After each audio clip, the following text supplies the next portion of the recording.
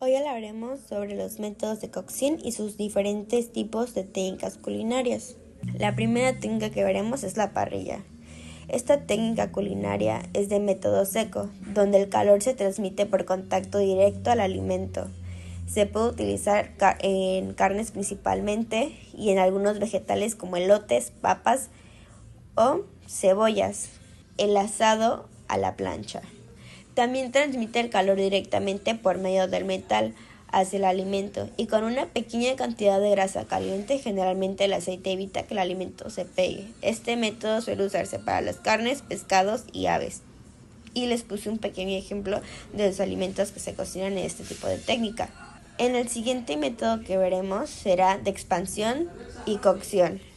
En esta se emplea un líquido para difundir el calor y que llegue a todo el alimento. Estos métodos son el hervido, vapor, fritura, salteado y estofado. El primero que veremos será el hervido. Esta técnica de cocción, donde viene el vehículo de conductor por medio del agua, depende de la temperatura de cocción, como se diferencian es en la diferencia de temperaturas. Por ejemplo, cuando es menor de 100 centígrados se le dice ponchado o escalfado. Cuando es a 100 centígrados aproximadamente se le dice cocido. Y cuando es mayor de 100 centígrados se pone a cocer en olla de presión. En el ponchado, los alimentos se mantienen en agua a temperaturas entre 70 y 98 centígrados y se utiliza para alimentos de estructura blanda como pescados, papas o huevos enteros. La técnica de cocido, los alimentos preparados se cubren con agua y la temperatura asciende poco a poco hasta llegar a los aproximadamente 100 centígrados. La olla de presión, en este caso el alimento se cocina bajo líquido a una temperatura superior de 100 centígrados, con lo que acelera el proceso de cocción con un mínimo de pérdida de líquidos. Se utilizan alimentos como carnes, aves, leguminosas, como bien puse aquí, los frijoles y las leguminosas. El vapor y la fritura, donde el alimento se cocina a través de una rejilla colocada en el fondo de la olla con agua y el alimento se va cociendo por la acción del vapor de agua que va aproximada a los 100 centígrados. Esto permite que sus alimentos conserven propiedades nutritivas casi en su totalidad, se actúen en sus propiedades organolépticas. La fritura se utiliza para cocinar el alimento en abundante grasa a una temperatura aproximadamente de 150 a 180 centígrados. Se debe utilizar una grasa o aceite que sea lo más estable posible, por ejemplo, el aceite de canola. Este aceite se usa porque no cambia mucho a temperaturas altas. El tiempo de cocción debe ser breve. En salteado y estofado. Se utiliza para las carnes principalmente en temperatura alta, donde debe colocarse en la sartén y comienza a moverse para voltearla y cocinarlos en ambos lados. Se puede agregar alguna salsa o servirse tal cual. Normalmente los salteados se sirven de manera tal cual porque son un poco secos. Y en el estofado es un poco líquido que más o menos se prepara a 100 centígrados y al que se añade alguna grasa. El líquido puede agregarse, aunque generalmente proviene del mismo alimento. Es utilizado para carnes y vegetales y aquí nos podemos dar cuenta de la pequeña diferencia entre salteado y estofado. El salteado es ligeramente más seco y el estofado es un poquito más consistente, pues contiene líquido, pero ambos tienen los mismos ingredientes.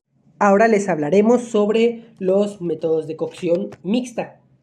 Estos más que nada tratan sobre la combinación del método de concentración y de expansión. El gratinado es una técnica que más que una cocción es una presentación. Se trata de dorar el alimento que va en la parte superior del platillo, ya sea pan rallado o queso rallado, y gratinarlo por arriba utilizando el grill o el horno. El glaseado, que se utiliza en vegetales, salteándolos utilizando una grasa o azúcar para darles ese aspecto brillante y más apetitoso. Están el glaseado blanco y el glaseado marrón. El glaseado blanco consiste en colocar las verduras peladas en una olla y cocinarlos con agua, Para finalizar la cocción se agrega la mantequilla, azúcar y sal. Se deja cocinando a fuego bajo hasta que este líquido se reduzca antes de sacar las verduras de la cocción. Se bañan en esa misma reducción. Mientras que el glaseado marrón es igual, pero mientras que en el anterior lo dejamos por un tiempo, en el glaseado marrón lo dejamos más tiempo, hasta que este concentrado se vuelva de color marrón, como dice su nombre. Quiero hablar un poco sobre cómo almacenar tus alimentos de manera correcta en el refrigerador. Para empezar, debes de saber que organizarlos de una manera adecuada te va a ayudar a mantenerlos frescos y de mejor calidad. También esto te va a ayudar a evitar una contaminación cruzada. Debes de saber que tu refrigerador debe estar a una temperatura entre los 4 y 5 grados centígrados y tu congelador a menos 18 grados centígrados. Esto va a ayudar a que las bacterias no se propaguen y sobre todo para que el proceso de descomposición sea mucho más lento. En el estante superior se colocan todos los alimentos que están listos para comer, como los caldos, sopas o ensaladas. También en este van todos los lácteos, como yogur, leche o crema.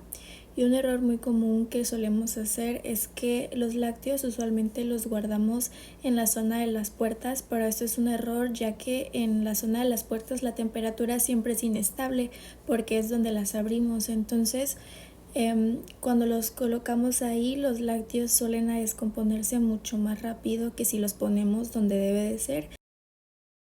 En este estante se guardan todos los alimentos que están listos para descongelar, o sea, todas las carnes crudas como el pollo y el pescado. Y es importante que a la hora de colocarnos en el refrigerador deben de tener algún plástico que los cubra, ya que estos alimentos suelen sacar algunos líquidos que pueden contribuir a que haya una contaminación cruzada entre sí. En el estante inferior y en el cajón se deben de colocar frutas, verduras y hierbas, ya que esta zona está diseñada para que se mantengan mucho más frescos, y también debes de colocarlos sobre papel para evitar que se sequen rápidamente y también para evitar que se contaminen entre sí. Los contenedores de la puerta se deben de guardar alimentos que usamos con mucha frecuencia, como los condimentos, salsas y aderezos, y también los alimentos frágiles como son los huevos.